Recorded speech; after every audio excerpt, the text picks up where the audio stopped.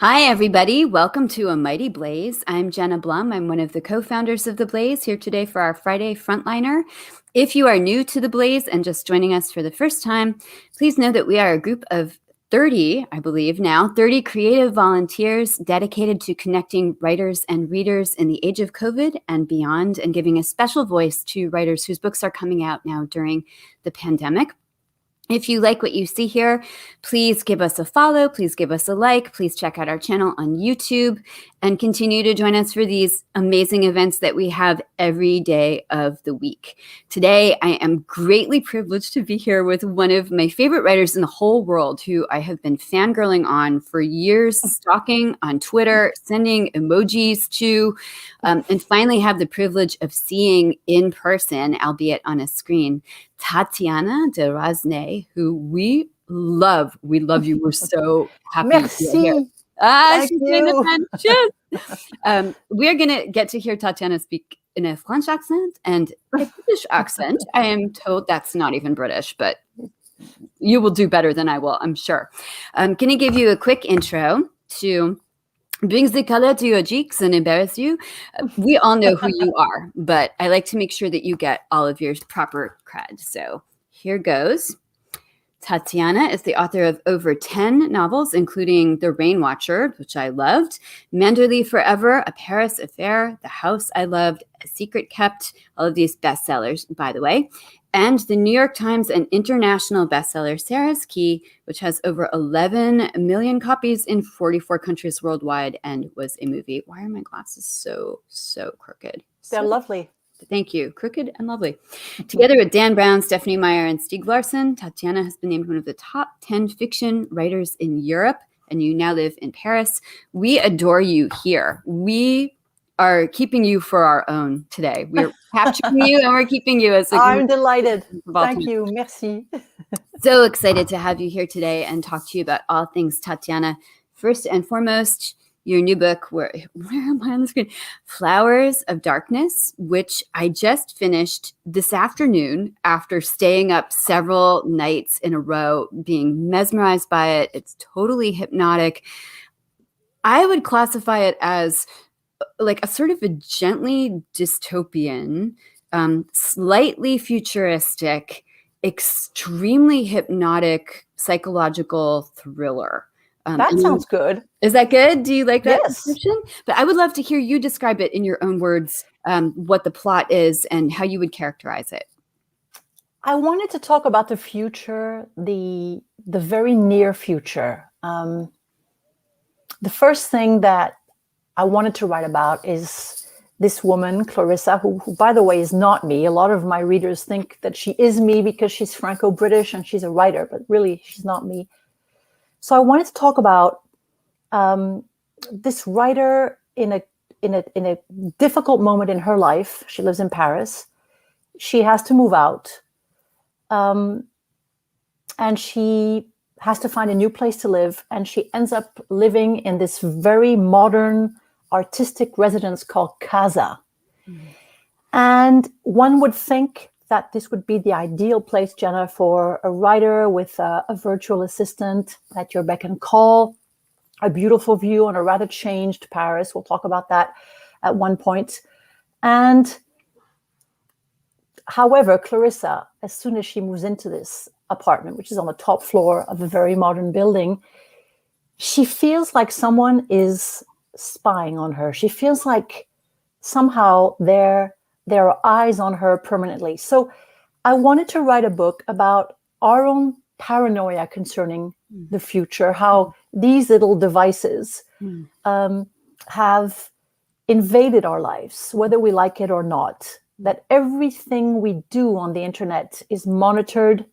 Big Brother is really still watching us. And I wanted to talk about that, not through a high-tech, even dystopian, in the sense that I don't want my readers to think that I've written like a science fiction thing. This is really through the intimacy, through the intimate world of one woman going through a rather traumatic incident, who's also had a rather traumatic past, and how she's going to deal with this technology invading her everyday life. So that's what I tried to do.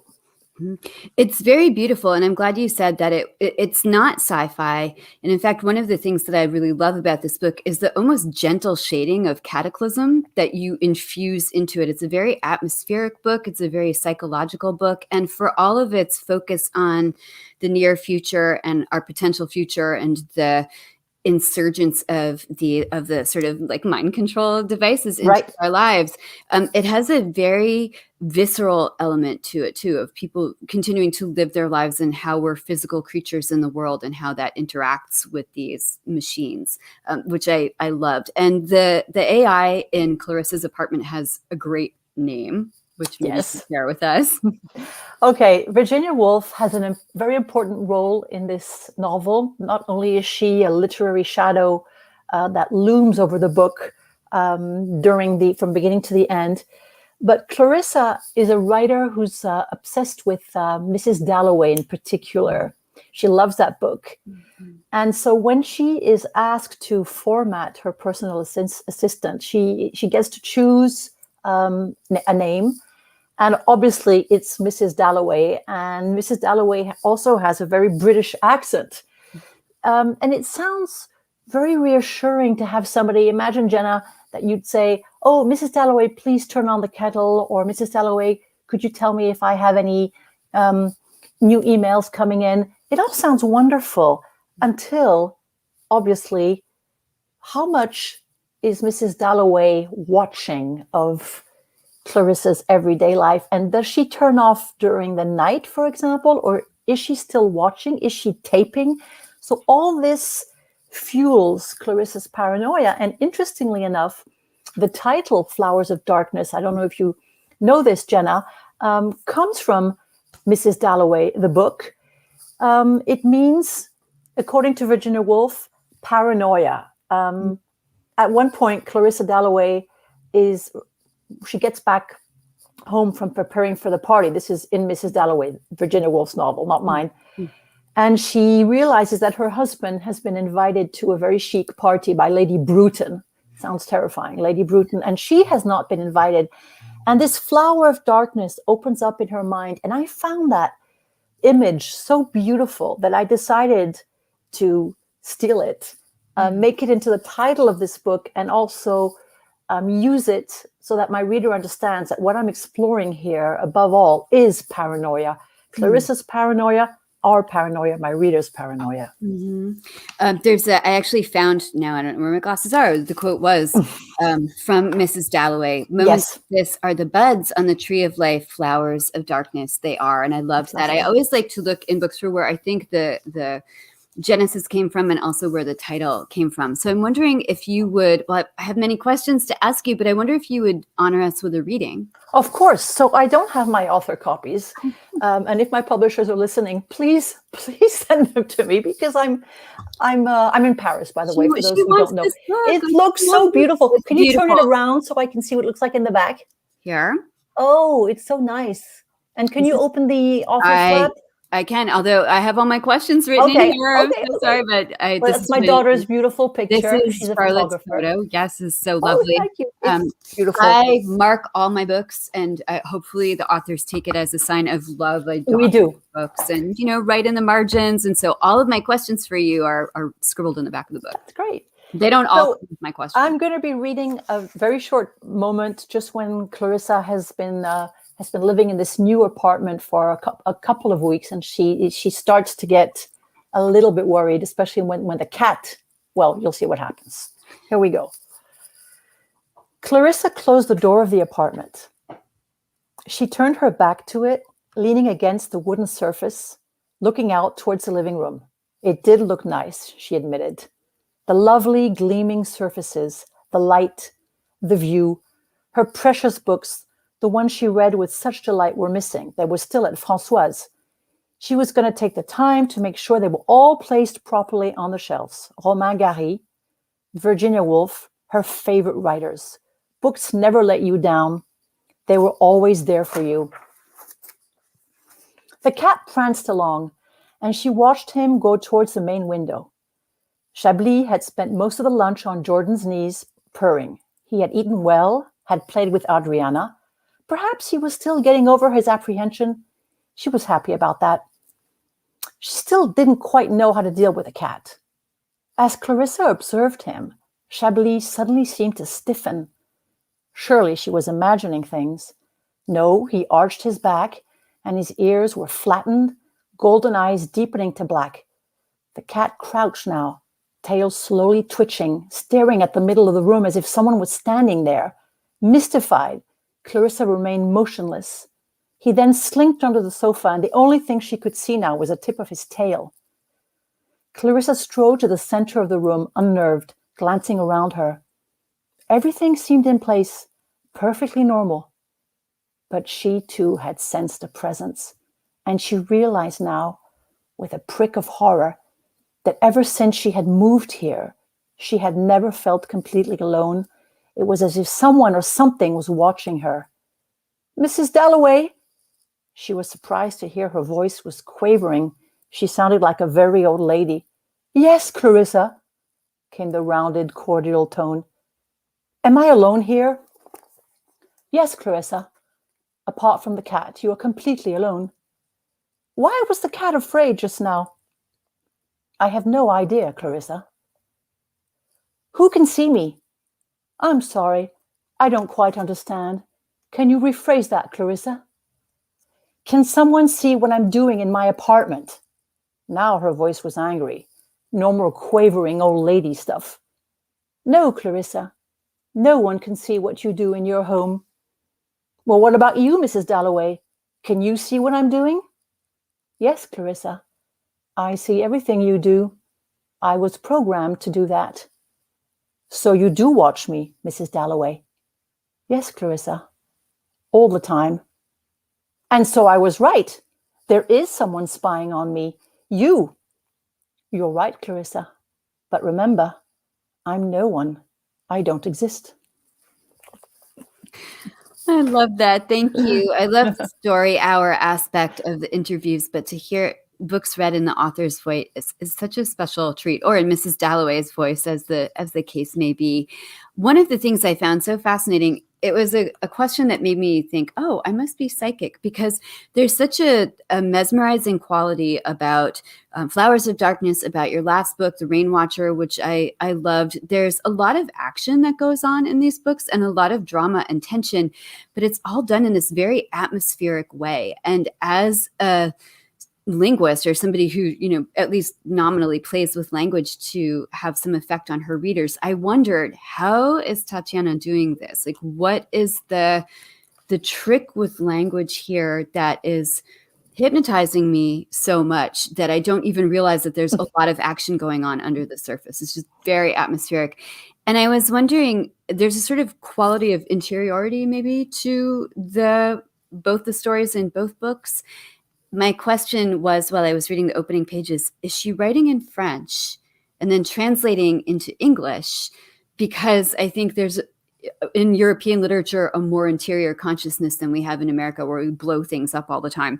And as it progresses, Flowers of Darkness turns out to be about a woman who has what's called the hybrid brain, who switch hits between French and English. Can you talk about the hybrid brain and your own experience of having a hybrid brain and how that funneled into the book? Actually, I'm glad you brought that up, because this is the first. I usually write either in French or in English, and then I'm translated. For example, The Rain Watcher, which is right behind you, I wrote in English, and it was then translated into French and to other languages. Okay. And sometimes I write books directly into French, like Manderley Forever, which example was then translated later into English. But this time, I tried out this new, rather terrifying and exhilarating experience, which was writing Flowers of Darkness and Les Fleurs de l'Ombre at exactly the same time, meaning I would literally go from French to English, from English to French. So I don't know what the first language was. It was like a work in progress. It was a constant work in progress. And this is what I tried to describe in the book as well, this hybrid brain. What does it mean? Peut-être que je vais parler en français pour qu'on comprenne que je vais d'une langue à l'autre. I go from one language to the other. My brain cannot make a choice on which language I prefer. I have two writing languages. And so one is not superior to the other. what I found fascinating was, but also very hard work, was writing a section in, say, a given language.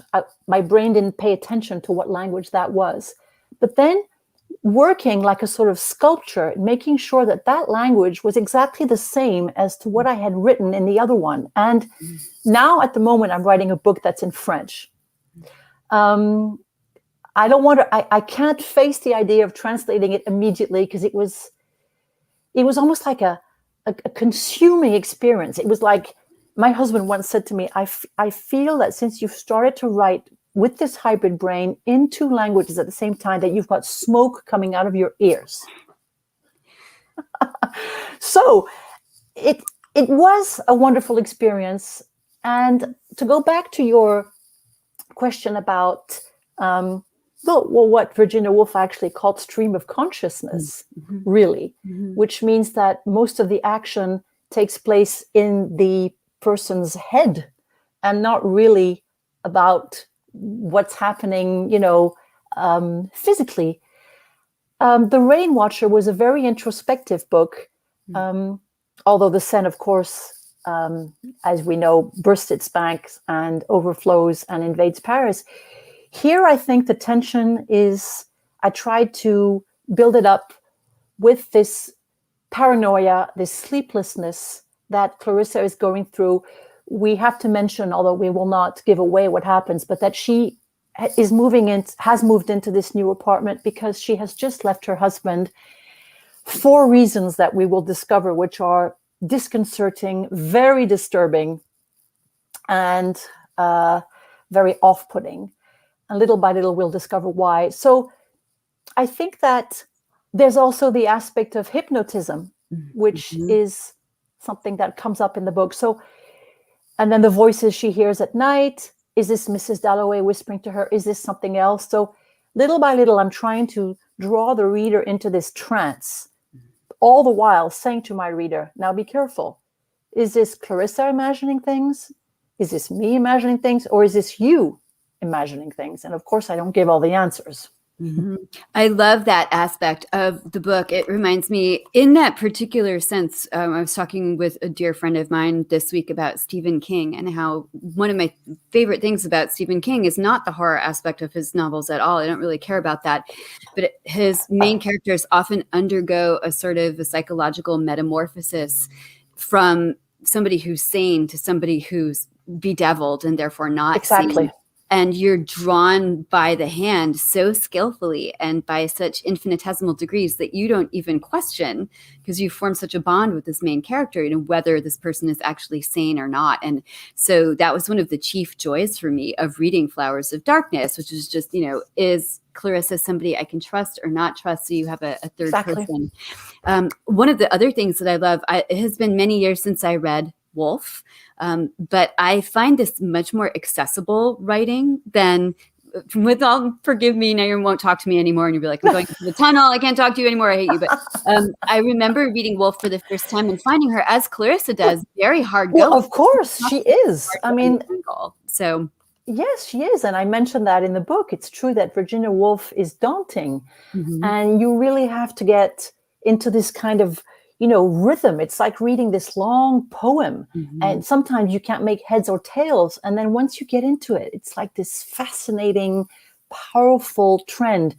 But I must admit that writing that entire chapter about Virginia Woolf, because at one point my heroine goes to visit Virginia Woolf's house in near Brighton in England, where everybody should go. Really, everybody should go to that place because it's so extraordinary, and it still bears the essence of this incredible writer who lived there. This house, when you walk into there, Jenna, you feel like Virginia Woolf is going to come down the stairs, with her tulips in one hand and her scissors in the other, and she's gone to get Mrs. Dalloway's flowers. This house it's nothing of a museum, and I really wanted to take my reader there, to make my reader open the door of that house and go in there. And that's why that chapter is to me one of the most important in the book.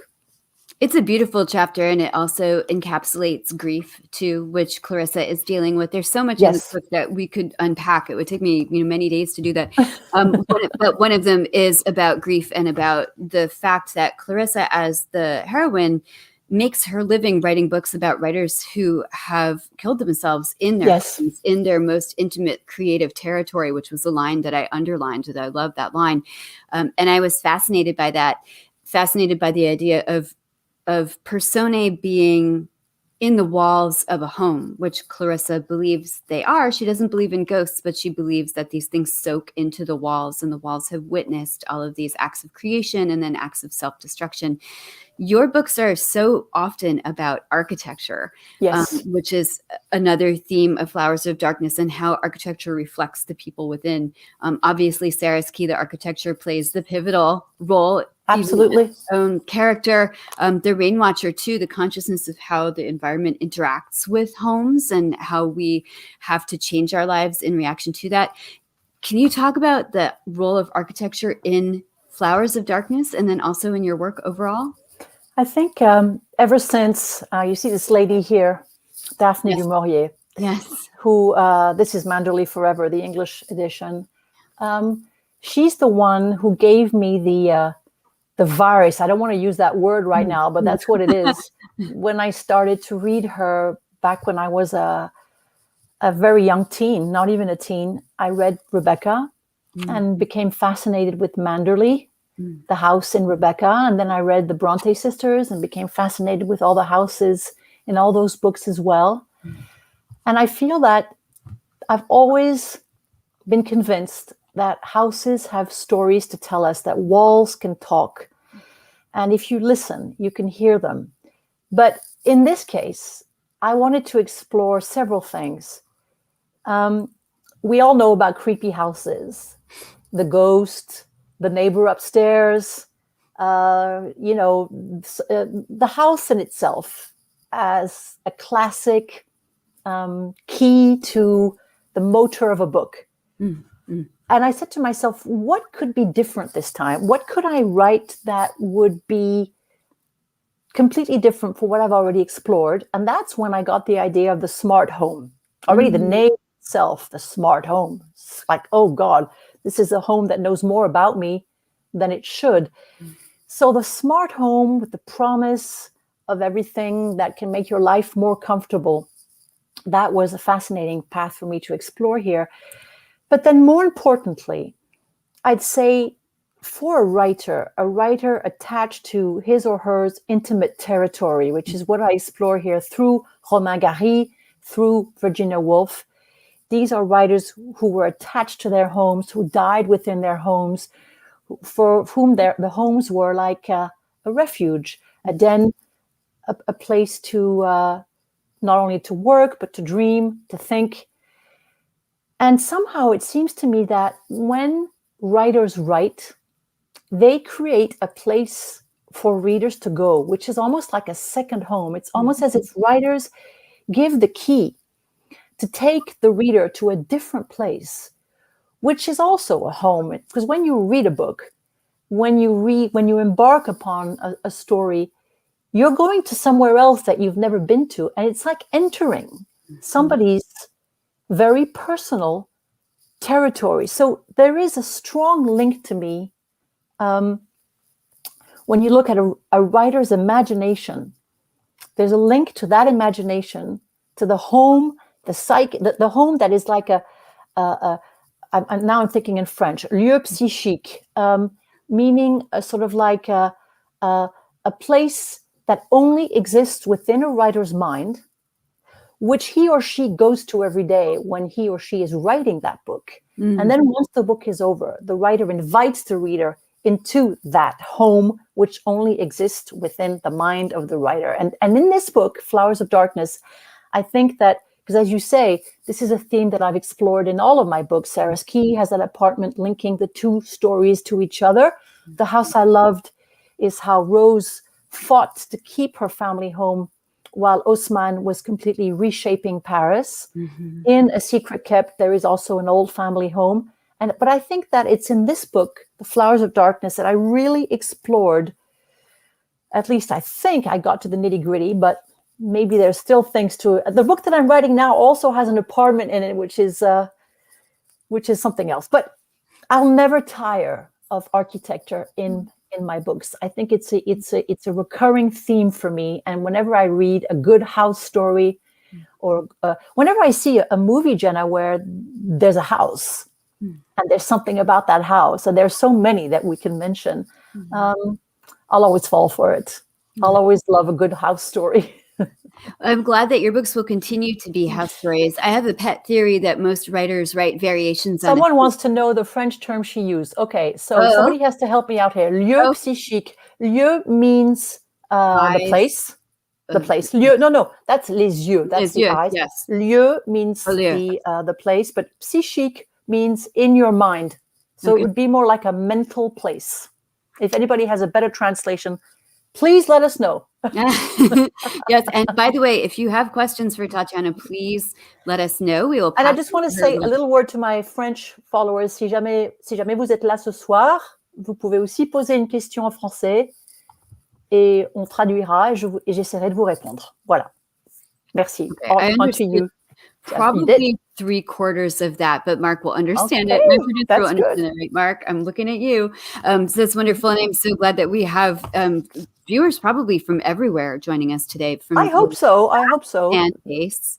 I wanted to return to the idea of the sort of the house in the writer's mind that you go to every day with the key of your belief, the key of your pen, the key of your keyboard, like whatever it is. But also there's sort of an emotional key that you use to let yourself in every day. And I am really entranced by this idea of, I always said when I was writing a book, if I did it well, that it would form a world that the reader could go into that was so real and three-dimensional that the reader then leaves at the end of the book with memories and dreams of that world. But I love the idea of it being a sort of a house and each book being its own world house. If you don't mind me reading something that I found so fascinating. Please. This is something that Clarissa does. Like, only for you am I putting my ridiculous glasses back. No, we love your glasses. Thank you. We love them. She's kind of I feel like a house psychic. And she says that when she goes into other people's homes, each room told a story by the disposition of its furniture, objects, through odors, scents, and colors. She had only to walk into a living room to extricate a prescient vision of the person who lived there. She could picture the inhabitant's life entirely in one dizzying and addictive flash. She saw it all as if she had been provided with special internal sensors. I have goosebumps like right now reading that. I just love that so much. And I'm wondering a couple of things from that passage. One is, do you ever get that about houses? Is this something that you also experience or do you get it about people? Do you ever walk past people on the street and get a sort of a dizzying, prescient flash of, oh, this is what your life is like, and then walk on? You know, when writers get onto trains and they have a long journey in front of them, it's always incredibly enticing to imagine what the life of the person sitting in front of you is, what their name is, how old they are, what their story is. But I must admit that houses turn me on more than people, which also reminds me of my dear Daphne du Maurier, who used to say that she preferred her house to people. And she used to hug her house, actually. This is true. She loved her house so much, Menabili, which was the model for Manderley. She used to actually hug the house and kiss it. And I have done this too, to my children and husband's absolute dismay, who think, oh my God, she's really losing it. But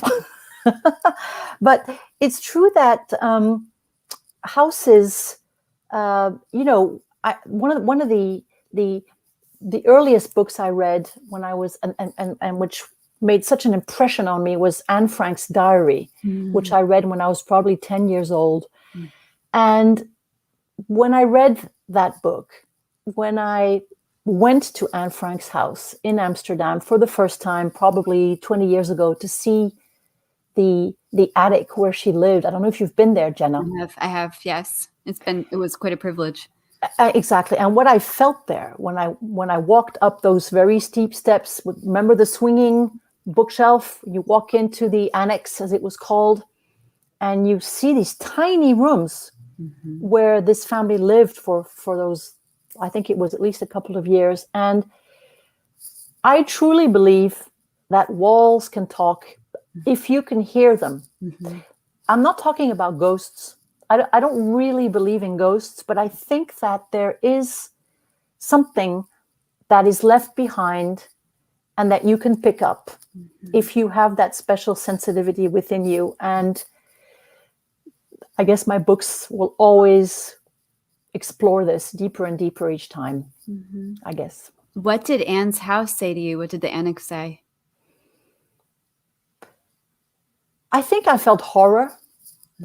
I kept visualizing as I walked around the tiny bathroom and then the room where she slept with that dentist, which always seemed so crazy to me, that this young girl would be sleeping with this middle-aged man while her sister slept with her parents. When you think of it today, anyway, that is weird. Now that you mention it is. Yeah. But I kept thinking, as I walked around this place, I kept thinking of the day when they came knocking. Well, not even knocking. They broke down the door and took that family, and we know what happened. I kept thinking of that. That's what I felt the most when I walked around there. And I remember having the privilege to visit this place alone. My wonderful Dutch publisher organized this for me. And I just remember feeling this feeling of dread, absolute dread, that I could not shake off once I left the premises. That makes so much sense to me. I think we share a Dutch publisher. We do. The Boekerij are the most fantastic publisher in the No, whole world. mine is called Amboantos, but they know yours very well. Yes. Right, because there are only, I think, 2 publishers in Holland, but there are Dutch, my Dutch readers, my Dutch publisher, amazing. Yes, absolutely. Places, I believe, hold that kind of resonance, and every once in a while I get surprised by that. When I was in the American South several years ago in South Carolina, after a family death, I was in a supermarket and I suddenly got seized with this chill, and looked at everybody around me thinking, how can people not realize like what happened under the ground of this supermarket? There was like there was a lynching here. Like, do people just, how can you keep buying your bread and your milk in this place where that emotional vibration has soaked into the very ground? Emotional vibration, that's the word. That's what I think writers like you and me, a bit like a sponge.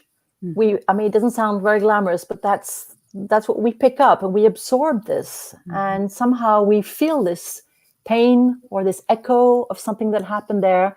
And we try and express this and describe this in our books. I consider that a sort of a magical lightning rod thing that I have done since I have been a child. And it is not always comfortable, but I do think of it as a great privilege to be able to feel those things. And that, when I get on a train, is what I wonder. I look around and think, does everybody else feel this too? And, what are you guys picking up here? That's why I ask. So it's always good to meet another member of the tribe who can do this. Thank you.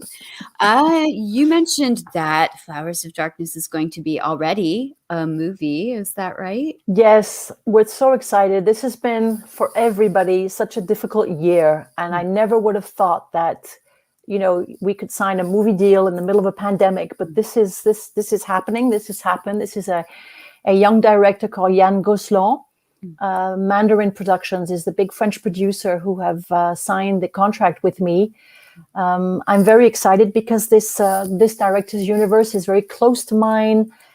He did a beautiful movie with a famous young French actor called Pierre Ninet. I don't know if Pierre Ninet is famous in America, but his first movie, or one of his first movies, was very evocative. So he's actually writing the script as we speak. I haven't seen it. I haven't seen anything yet. It's too early. I'm terribly excited. This is kind of like one of the, the good news of the year. It's always wonderful when you realize that your book is becoming a movie. I have learned to, as you know, this is not the first time. And I have learned to be the kind of writer who doesn't sort of like, hold on to her book as if it was her baby. And I've learned to sort of let the director put his or her imprint. I think that a director has to feel free to be able to build his or her own inspiration. So I've learned to relinquish that, and it's not easy for a writer because you're tempted to sometimes say, wait a minute, no, this is not in my book. Why are you adding this in? But I've learned to do that after the seeing a couple of movies that maybe I was perhaps more surprised with. I've learned to do that, and I'm very, very intrigued to see what is going to become of this book. Who is going to play Clarissa? That's my main obsession. I've already said this, and I'll say it again. My dream would be Helen Mirren. I think she would be the perfect Clarissa. Oh, she would be wonderful. Or Kate Blanchett would also be. Yes, but Kate Blanchett, the thing is, nobody notices, Jenna, that Clarissa is actually a real senior, as we say in French, un senior. This book takes place in 2035. Clarissa was born in 1961. Do the maths. Okay. I was wondering what year it was. She is over 70. Okay. And in 15 years' time, 70 will not be old. Her father is 99. Mm-hmm. The father is a wonderful character, by the way. He's one of my favorite. He's so very irrepressible. You will all love him. I was trying to figure out what year it was, and it's 10 years after the Olympic Games. Okay. So, and my math is terrible. Well, that's easy. Olympic Games in Paris will be 2024 if all goes well. Okay. Please. Right. And it's 10 years after that. Okay. So it's 2034. Okay, excellent. Good. But I don't give any dates away, because I feel that if you date your book and your book is in the future, then it just makes it, like, I do give a couple of hints, but I didn't want it to be. So a lot of people think that Clarissa is a lot younger than she is. And I'm like, hey, no, do the math. Look, read it carefully. She is not that young, although in 15 years, 70 will be young. Mm-hmm. The older I get, the lower that number is or the higher the number is of when you're old. So now I've decided when I'm 100, I'll be old. And then, in 10 years, it'll be 110. And so that number keeps receding for me. One of the things that I did love about this novel too, is that at first it's so gently done and it's so delicately done that you realize that it is in the future. It reminded me a little bit of this wonderful novel I read called Red Clocks. That's a Lenny Zumas novel about. Oh, I haven't read that. Oh, it is good. About what happens in the States when abortion is illegal. And it's so close to reality that I sometimes forgot what was real, the book, or what was really happening in my own country. And I felt that way too about Flowers of Darkness, that I thought, wait a minute. One of the things that happens is that the Eiffel Tower suffers an accident. I won't talk about it too much, but there are several events in the book that are cataclysmic. And I had to stop and think. I mean, I almost had to go Google, did this actually happen or not happen? Because the way you wrote it was so convincing. So one of the chief joys for me was playing detective in my own non-math brain mind of what year is this? And two topics that I would love to talk about before we get to reader questions. One is the artificial intelligence that you talked about, which plays a huge role. The other is climate change, and both Rainwatcher and Flowers of Darkness are very infused with that sense of dread and a sort of a creeping cataclysm, as opposed to, the asteroid comes and kills 99% of the population.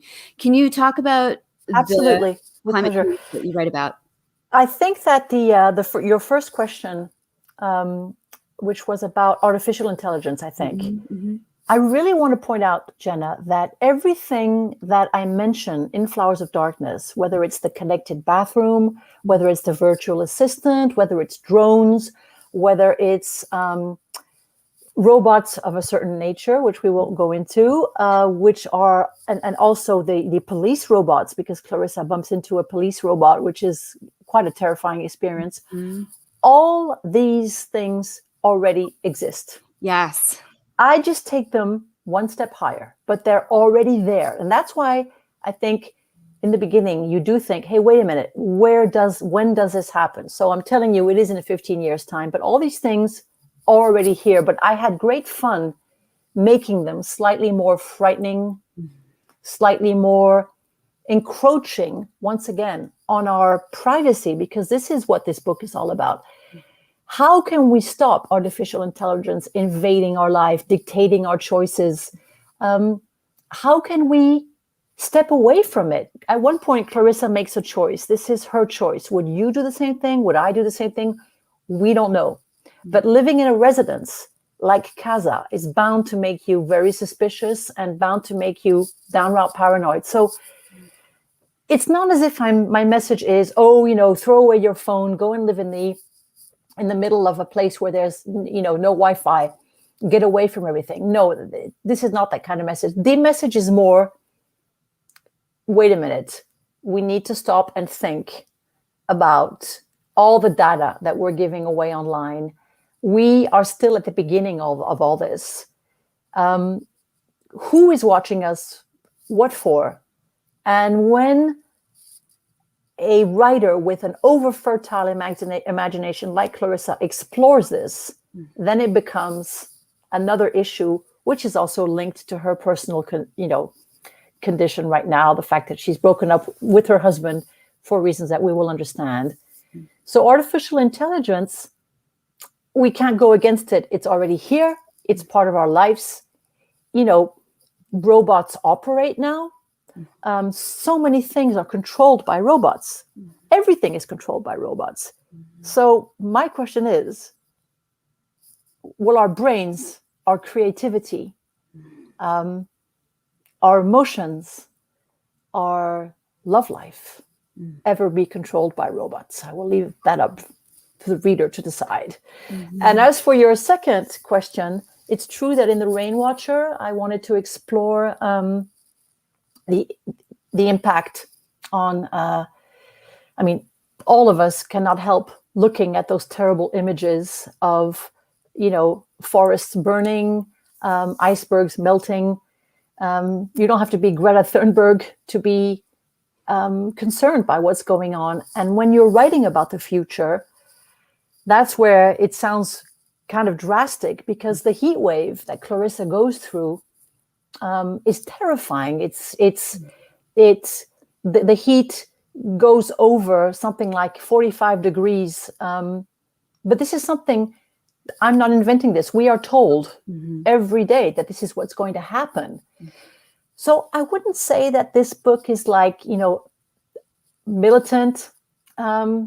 I would just say it's just my way of attracting the reader's attention to the world that we are entering in, and perhaps to our own responsibilities, at least to be taking stock of what's happening.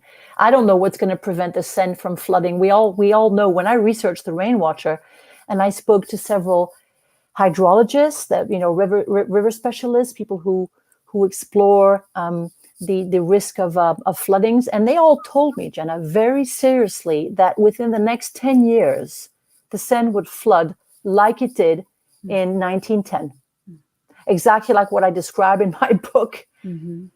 So these are very sobering thoughts and worrying. They are, and the book is quietly terrifying in that way. I ironically used my smartphone to say, hey, Siri, what is 49 degrees Celsius in Fahrenheit, 120 degrees?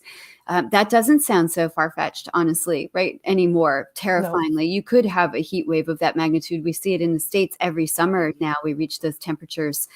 And I think about what just happened in Texas. I think about that a few years after you wrote The Rain Watcher, you had an ongoing rain. We had two in Paris. That was we had two terrifying floods. One while I was writing the book, and then the second one when the book came out. It was almost like my publicist said, "Hey, what did you do?" And I'm like, right, it's not me. I'm sorry, but again, that sort of pressure. No, but this is very seriously. These are thoughts that are worrying, deeply worrying, frankly.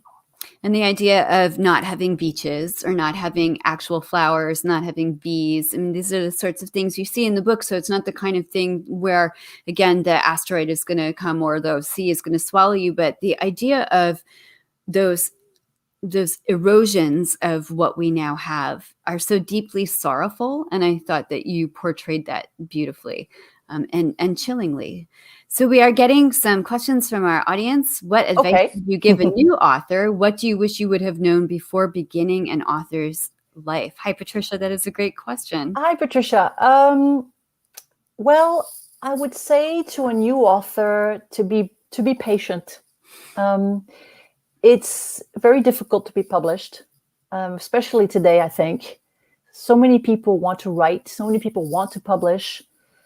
It's very difficult finding the right publisher. To give you an example, I started writing when I was 10 years old. I published my first book when I was 30, but I didn't become successful until I wrote Sarah's Key when I was 45. I'm going to be 60 at the end of this year. So you see, it does take time. So you have to be patient, and it's very difficult also finding the publisher that believes in you. That's one thing. So be patient, try and believe in yourself. I think it's also important to have your work read by people around you who can perhaps give you feedback. I'm sure, Jenna, that you get a lot of emails from people who send you their stuff, who want you to read their books, and we can't always do that. Right. It's very difficult to read 10 or 15 manuscripts that you get a month, but I'd say that around you there are perhaps good friends of yours who like reading and who could perhaps give you some kind of feedback. So I think it is important to get feedback from people around you, and hang on in there. It's a long haul. And then once you get published, don't forget, it's like once you get married. Some people think that once you get married, everything's fine. But then that's also the sweet of the story. You've got to go on writing, you've got to go on publishing, and then you have some kind of pressure for your books to sell. Nothing is easy about this job. Nothing, really. And writing is not easy. It's a lot of hard work. People think that writers just sit down and, wait for inspiration to come. Jenna and I know that, and all the other writers listening to us right now, it's hard work. It's a lot of hard, and you spend a lot of time alone in front of your computer or your book or whatever. Question for Tatiana: when you start a new writing project, does it begin as a plot that you want to explore, or does a character bring the story to you and take you on the writing journey? That's a very interesting question for Pamela, and I'd say that it very much depends. In my situation, I have written books where everything is very much plotted out, like Sarah's Key, for example. I knew exactly where I was going. There were no surprises. I had my story A, my story B, and how they fit together, and I knew where I was going. And then The Rainwatcher, the same thing, because that book followed the rise of the Seine water and all the characters and everything they had to say, and Lyndon's coming out, of course, which is the core of the book. And then there are other novels where I don't do that much plotting. And for example, Flowers of Darkness, it was Clarissa's character who really took me by the hand. And the only work I did there was her timeline. When she was born, when she met her first husband, when she had her first child, when she published her first book. I only had that timeline. All the other elements just flowed in while I was writing the book. And the book that I'm writing now has very few notes, because it's another word is coming now to me in French, huis clos, meaning like just very few characters in the same room. How would you explain that? A play. Well, yeah, a bit like a play, except it's a novel. Okay. Hardly any of it happens outside. Most of it happens in the apartment. So it's like this apartment is the stage. And so I have very few notes on this book. So I'd say that each book is like a different adventure. I never write the same book. I never write a new book the same way. I always try and do something different each time. That's so interesting. I would not have believed that maybe about Flowers of Darkness, because the tension rises in this very stair-laddered sort of way that usually to me says the author really did a lot of work plotting this out and then camouflaged it in this beautiful hypnotic language. But it's interesting that it came so organically to you. Can you, there's another. Okay. Hi, Ellen. All my friends are here today. Right. I heard a great question the other day on a different author talk. What do you hate about writing? So very good question. Sometimes when you sit down at the beginning of the day to start your writing day and you get this sort of dread and you think, oh my God, I'm not saying that this is about what we call in French la page blanche, the white sheet of paper. I don't mean that. I mean the actual realization that you have to get from A to B, that you just have to sit there, and it's not going to come like, you're pressing on a magic key on your computer. You really have to sit down and think about it. And sometimes I'm very unhappy with what I write. And when I read everything I write out loud, and I cringe. And when I cringe, then I say to myself, oh my God, I hate this. Why am I doing this? So I throw it away and I start again until what I read sounds like something I want to hear. And I'm very, very tough on myself. So sometimes I hate that because it's like really punishing and tough. Maybe that's why the sentences are so fluid and they're just. Oh, thank you, Jenna. I really do feel like the sentences are impeccable. I had underlined things that I loved so much about how, for instance, her husband, Clarissa's husband in Flowers of Darkness, like not only does he survive the breakup of their marriage, he does so insolently well. I just thought this is just such a wonderful turn of phrase. Everything seems deliberate and yet very fluid. When you have a rough day, how do you keep going? Do you just say, I have to get up the next day and do it again until I get it right? Or how do you coax yourself back into the chair? Okay, so it's worse when you have a deadline. At the moment, my deadline is good. I have time. But the past 2 books, there have been rather terrifying deadlines. And although they are sometimes completely necessary because they really force you to get the work done, what I do when I'm utterly depressed and feel like, hanging myself or doing a Sylvia Plath or whatever. Don't do that, please. We need you. I just do something completely different. I call up a friend. Well, actually, at the moment, there's nothing much we can do in curfewed and lockdown Paris. So what do? I listen to some good music, or I read good old Émile Zola. I'm reading a lot of him right now. Sometimes that's not a good idea because he writes so beautifully that you just think, oh God. But anyway, I just try and do something to take my mind off things. I call a friend or chat to my kids or my parents, Do something different until you can go back to the desk. And then you just get back to it. Do you have a writer you read who's like your comfort food writer, who when you think, oh, this is hard for me, so I'm going to read somebody who makes it look easy? And that's Daphne du Maurier, obviously. And I know Laura is listening to me, Dr. Laura Varnum. She's a fabulous Daphne fan and a wonderful professor at Oxford. And she and I have a Daphne connection. She was so helpful when I wrote Manderley Forever. And so when I get depressed, I just reach up here and, and here's Rebecca. And I just read a couple of lines of Rebecca and I feel better again. Last night I dreamt I went to Manderley again and I immediately feel better. I'm going back to Manderley. Let's all go back to Manderley. You go back to Rebecca again and you feel better. Yes. It's your touchstone.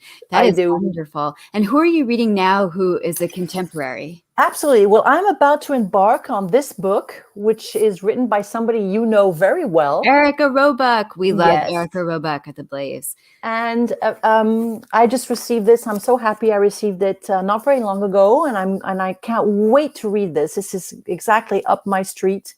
I love her work and I love your work too, Jenna. I must admit, I really like your work. And then we can also quote the lovely Sarah McCoy. Yes. Who is part of my American Dream Team, because you guys have written lovely blurbs about me, and I've written blurbs about you, which have been used on your Dutch editions as well. So I'm very proud about that. So we have this wonderful writers connection that's very dear to me. So I love reading the works of the people that I hope to meet in real life. one day and not through a screen. Same. My sisters. I will say too, we have a great mutual admiration society, and I stalked Tatiana first on Twitter, sort of back channel, and her emoji game is unparalleled. Like Tatiana knows emojis like nobody's business. I will not actually write a blurb for a book unless I love the book. I have read the book. Oh yeah, love the book. So one of the great joys of my life is getting to talk to writers who I got to know really through their words, through their works first. Then you see them on the screen, then you meet in person. As soon as we can all travel again, I think we should have a big sleepover. I would love that. I mean, that would be, I just hope we can soon. I will. Crossed. I'll maybe aim for this summer, and I'll just show up at your apartment in Paris and say, well, I'm here. Sure. That's my French. So we have been speaking for almost an hour, although the time has really flown. Yes, it's been wonderful. It has been so great. I would love to ask you one last question. Sure. Which is, dare you tell us what you're working on at the moment? You've mentioned that you're working on a book in progress. Can you talk? So, yes, I'm working on a book. It's a little too early yet because it's really work in progress. So all I can tell you is that it's just takes, it's a book where with very little characters in a very sort of like close encounter. I'm not taking you anywhere. It's not like, And I also have an extraordinary story. There's a book that I found in my cellar while I was cleaning out when I moved here to this apartment. And I found a book. I have this big box on which there's written, "Do not publish if I die," which is all the books that I wrote between the ages of 10 and 30. And I found a book there that I had completely forgotten about. And I showed it to my publishers and they fell madly in love with it. It's a story of an extraordinary friendship and coming out very soon in France. And it has an amazing echo today with everything that we're going through with this pandemic, the fact that we can't see each other, the fact that we miss our friends so much. So that book is going to be coming out soon. And I'll be promoting it online, obviously, because we cannot. Don't you miss book signing? I miss it. I was just talking to my agent earlier today about. Don't you miss seeing your readers in real life? Desperately. I mean, my readers know I will kill a person to get to a microphone, and it's not the same doing it, in 2 dimensions. It's so much better to be in a room of people. You can actually, I shouldn't say that since I'm like the captain of the Blaze, but this is a wonderful close second. But readers, we can't wait to get out and see you. Yes, we miss you. We miss you so much. We miss you tremendously. What is the name of the book that's coming out? This is called Célestine du Bac, and it means Célestine who lives on the Rue du Bac. Oh, and yes, and it's a story of this extraordinary friendship between this. Well, you'll see. There's more to come about this book. We can't wait. We will be watching. And meanwhile, everybody, please go and buy at least 50 copies of Flowers of Darkness, which is just out this week. It really is mesmerizing. It's about climate change. It's about artificial intelligence. It's about Paris. It's about grief. And it's about secrets. And above all of these things, I think it's about what it means to be human in the environment that we live in now and are about to embark upon in this very visceral way. So I absolutely loved it. Part of my brain is still there. Everybody, please buy it. And thank you, Tatiana, so much for joining us today. Thank you so much. Thank you. Really, such a joy.